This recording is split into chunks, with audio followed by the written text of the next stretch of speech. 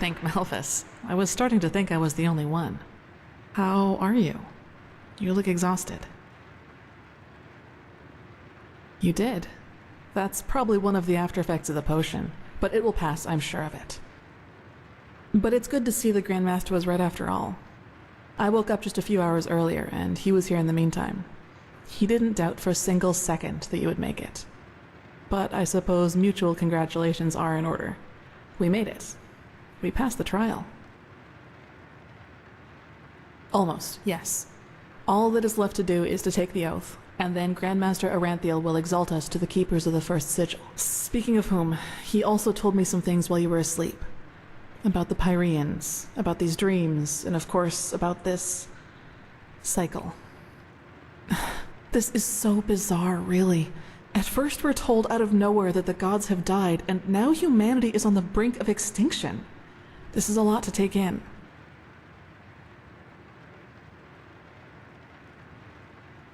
The way you say that suggests some painful experiences you've had with the reign of the Lightborn. But it doesn't really matter now with this cleansing ahead of us. I never had those dreams the Grandmaster talked about, even though I'm magically gifted. But then again, I always had the feeling that the Red Madness was more than an ordinary disease. Well, I suppose all of this explains a lot.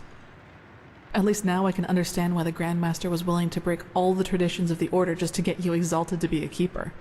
According to him, most of our battle against the cycle will stand or fall with you. Yes, I believe that. It's a great responsibility you've been given, and as impressive as your skills are, I would not want to change places with you. Well, as I said, we both have to take the Holy Oath. You should talk to the Grandmaster as soon as you're ready. He's waiting for you in the Emporium. Right. Dunwar. The apothecary examined him about an hour ago, and it doesn't look good. It's likely that he'll never wake up again.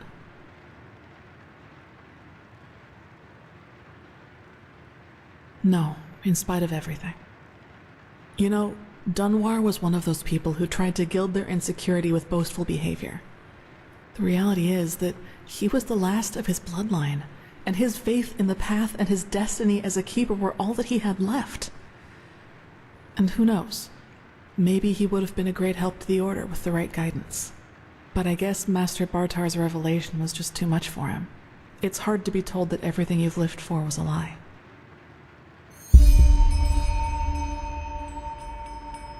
Well, maybe I just don't show it as much.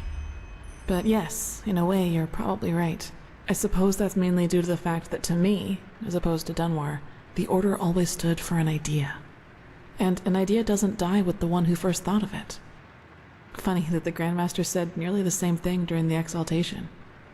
Dunwar would have considered it blasphemy. That's true. A lot of crimes were committed during the Lightborn's reign, and I don't want to minimize that. But I also think a lot of those crimes were unavoidable, so to speak. Imagine you're the king of a small island, and one day your realm gets attacked by a fleet of Scarab Reavers. The invasion catches you completely off guard, and within a few hours, the Reavers have advanced to the farmland, just a few feet from your city's main gates. And before you know it, you have to make a decision. Will you use the time that remains to entrench your army within the city's walls to have a better chance of surviving a siege? Or do you send them into the field to fight the Reavers there, knowing that there is only a slight chance to save the farmers, but a big risk that you will lose both the city and the farmers?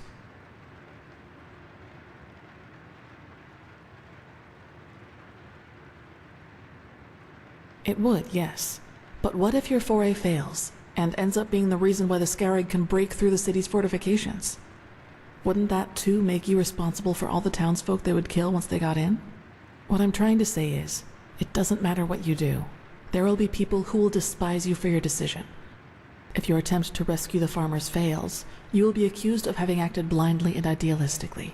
And if you just stay in the city, they will say you didn't even try. Of course, there's a small chance the foray might work, but should decisions like that really be made as if they were a game of dice?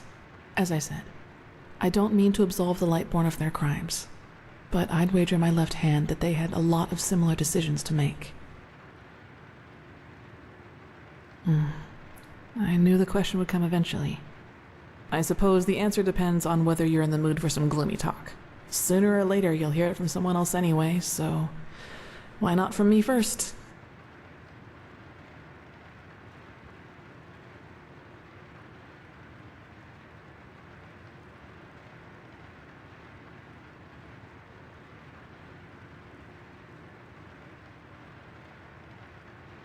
As you wish. Where should I start? Maybe with the fact that I don't remember anything that happened before my 6th winter. I don't know where I was born, and I never got to know my parents. I wish I knew.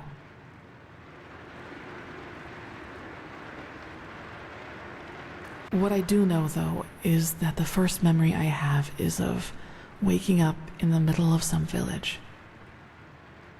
It was dark, and I felt dizzy and, I don't know, empty? That's probably the best way to describe it. I eventually found the strength to get up and look around, and, well, that's when I realized what was actually going on around me. The entire village. It had been destroyed. There were corpses everywhere. Men, women, children. And the houses had been crushed as if some mad god had rampaged through the streets there. And it had all just happened hours before because the destruction was still fresh. Whatever it was, I didn't have much time to think about it. As soon as I got up, I saw 3 riders coming through the smoke. One of them got off his horse, ran towards one of the corpses, and started screaming something in my direction. Then I felt a blow on the back of my head, and I lost consciousness. By the name of the sun, it's strange to talk about it like this. It's been so long, but the memory feels as if it had happened yesterday.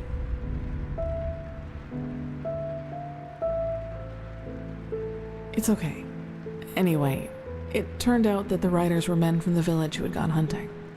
They must have observed the whatever it was from the distance and ridden back to the village. At least I think that's how it went. I guess I'll never find out.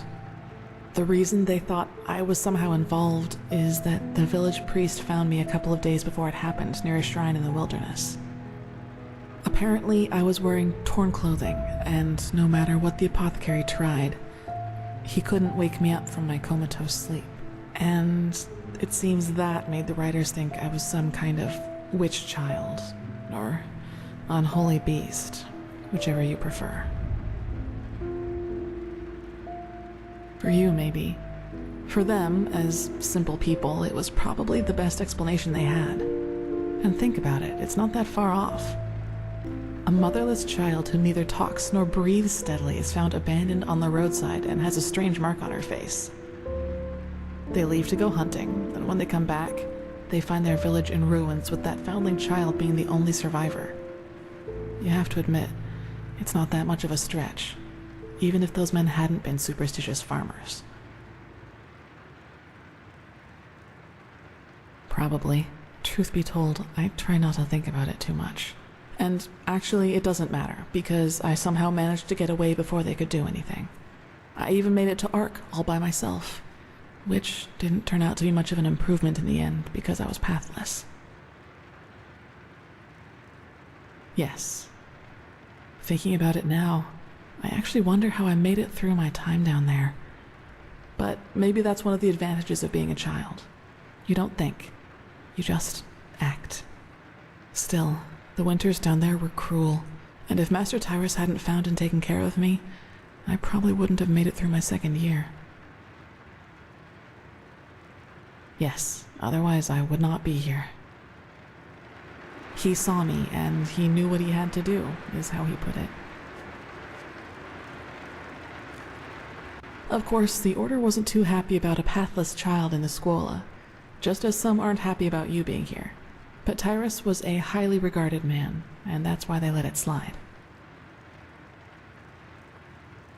It does, yes. But then, he had lost both his wife and daughter 5 years before he found me, so maybe I was some kind of substitute. I don't know. But in the end, it doesn't matter. I owe him everything. He was a good man, and that's all that matters. That's right, we do, but we are both still pathless, and that disqualifies us according to the holy verses. I guess now you understand why I was never as connected to Malphas's teaching as Dunwar was. To some of the Keepers, I am still an outcast, and no matter what I do, I always will be. Yes, and now I'm here. Well, here we've reached the end of my impressive tale. I hope you liked it. Gone. He was very old, and there was nothing anyone could do about it. But I'd prefer not to talk about it, if you don't mind. No, I guess I'm not. He does, yes, and he's not alone in his opinion. One of those hunters recognized me in the market my first year as a novice, and you can imagine that it was easy pickings for those who were already against my presence in the Order. From then on, they added names to the derogatory stares. Demon Child, Witch, whatever they could come up with. Maybe, but everything I'm capable of is the fruit of hard work, though they will never acknowledge that. You know what's funny? To some extent, I'm glad to be who I am. That way, people just leave me alone, and that gives me more time to focus on what's important, on my goals. Several, but I'd say that's enough of the gloomy stories, don't you think? There will be plenty of time for chatter in the future. Maybe. Yes, all of the Dalmordans fell victim to the great flesh maggot plague of 8215. Actually, it was almost sad to see him running around and boasting about his nobility, though everyone knew that without the help of the Order, he would have probably ended up living in a shack in the Undercity, if you can call that living. You should. It's already late, but if you want, I can show you the most important places in the temple before you go to the Emporium. What do you think? Good. Then get your gear from the chest by your bed and we'll go.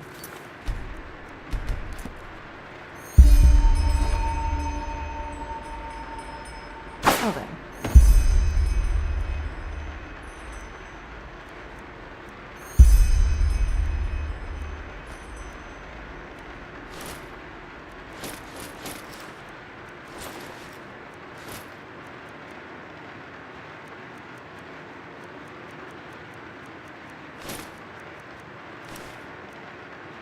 Let's go.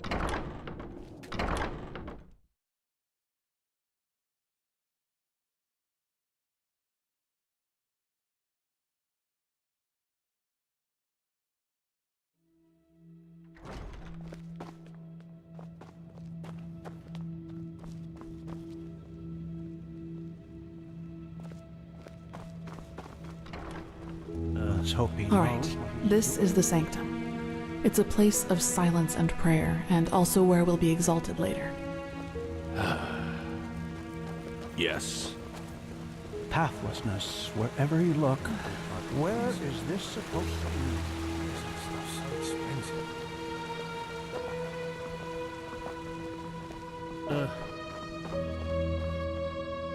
Thou art my light.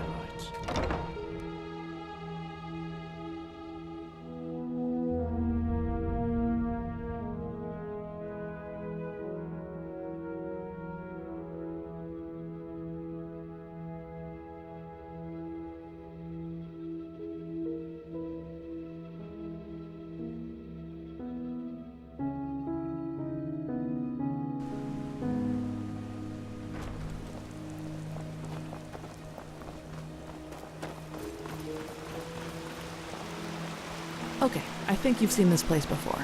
We call this part of the temple the Chronicum. and in here is gathered the knowledge of the Order, written down in books and parchments. Plus, all of the experiments and research on artifacts and magic is done here, so it's a place you'll probably see often in the near future. Ah, and just below the Chronicum is the Temple Smithy.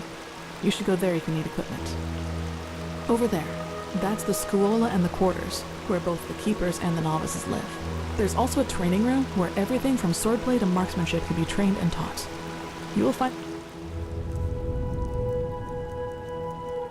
skilled teachers there. Well, I think that's about it. You've already been to the Emporium, and I assume to the Eye of the Gods as well.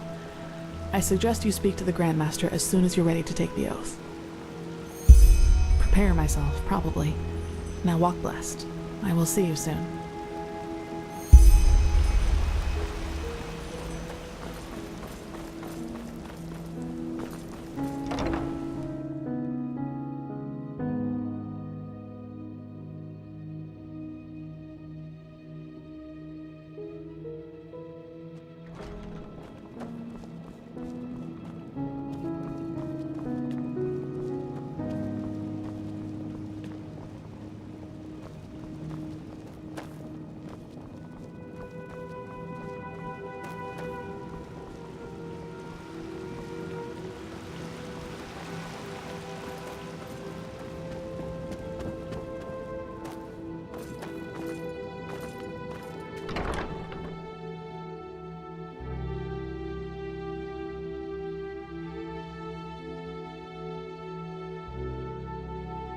And you actually believe this could work?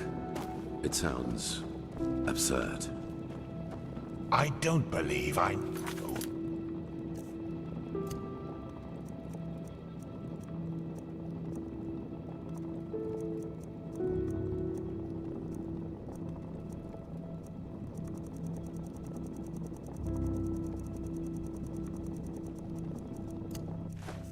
The mercenary, he might not be the shining knight of Castle Starsound, but he's better than most of your men. I want him, and you will need to convince your Truchessa of it. Is that so? Very well, I will convince her. You will hear from me. I hope so. Prophet, good to see you. How do you feel? You've never been in any danger. If I had doubted your abilities, even to the slightest, I would have never spoken out for you. In any case, all that is left to do now is to recite the oath. Then we will finally deal with the more urgent matters. None of it, you'll see. The ceremony needs a little preparation, 1 day at least. Come back then. Even if it hurts to lose more time, the cleansing approaches, I can feel it. Just this night I had another of the dreams. People I knew, including you. But these people weren't themselves. There was something else, and it spoke through them. They mocked us and said our struggle against the cycle was pointless. It was peculiar. I believe that these beings are connected to the cycle. They must be the ones who cause it. You did? That is interesting. It must be related to our roles as emissaries. Maybe there is a connection between us. None. Maybe they are demons or magical entities of some kind, but they are different from everything I know. In any case, if they are indeed responsible for the cycle, they are our enemies. That's what matters for now. Come back tomorrow for the ceremony. Yes. That depends on whom you ask. In some writings of the Pyreans, we are referred to as chosen ones, but this is wrong. A better word would be chess figures with their own will. Whatever force causes the cycle also gave us powers and a task. But fulfilling that task is our own responsibility. Yes, that makes sense. No.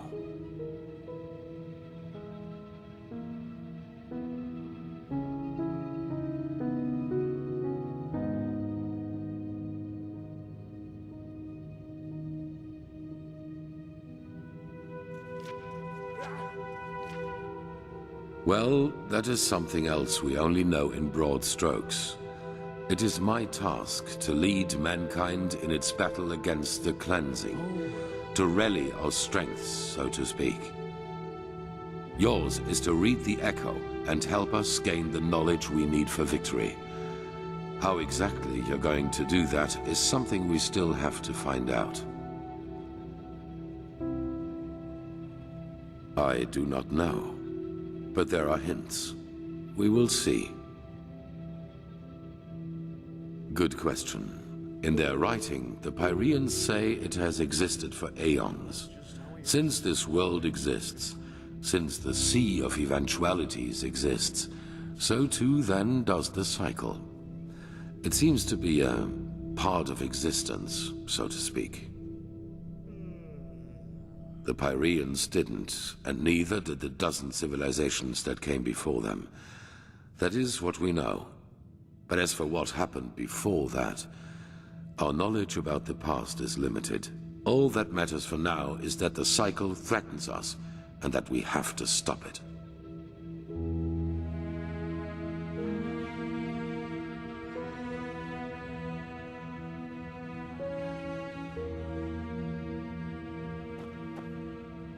Walk blessed, Prophet. Yes.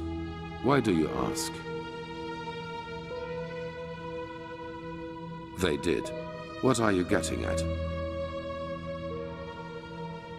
A fair point. But in the future, just be upfront. I do not like such veiled remarks. So, yes, my time in the prison was harsh. The hunger, the degradation, to name the most obvious. The worst, however, was the isolation. Ironically enough, that was the last thing I had expected, you know. From all the suffering there is, it seems so banal. But it isn't.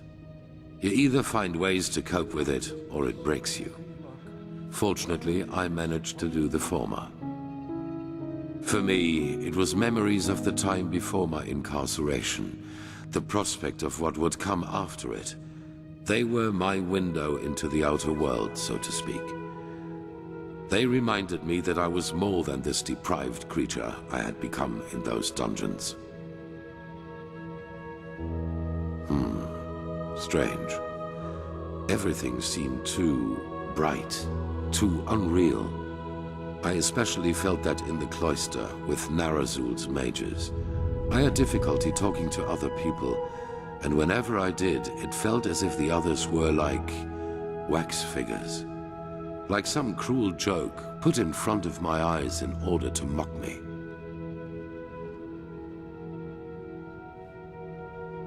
Better. Our mission, my responsibility here as a leader, it has helped me to find my way back into the real world. What would have been the alternative? A life as a fisherman? If the things I had to live through taught me one thing, then it was how important it is for me to be right here, right now, doing what I do. In fact, this is precisely what is missing in the world. People who do not let the whims of fate break their resolve. Now, enough of this. We have business to attend to.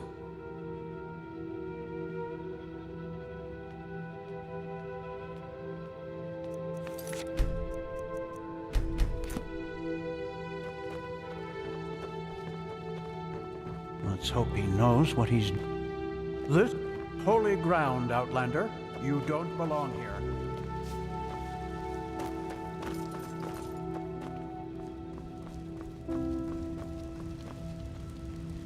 Oh, hello. You're the companion of that mercenary, aren't you? Dalvarek, or whatever his name is.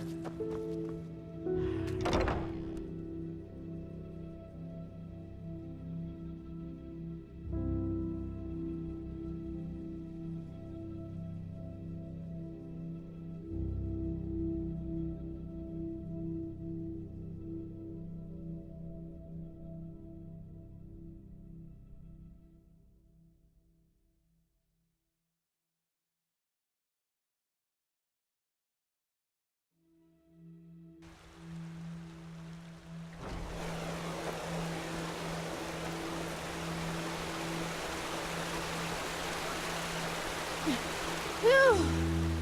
There you are. Here, a letter for you. What? Oh, that's very generous of you. Thank you.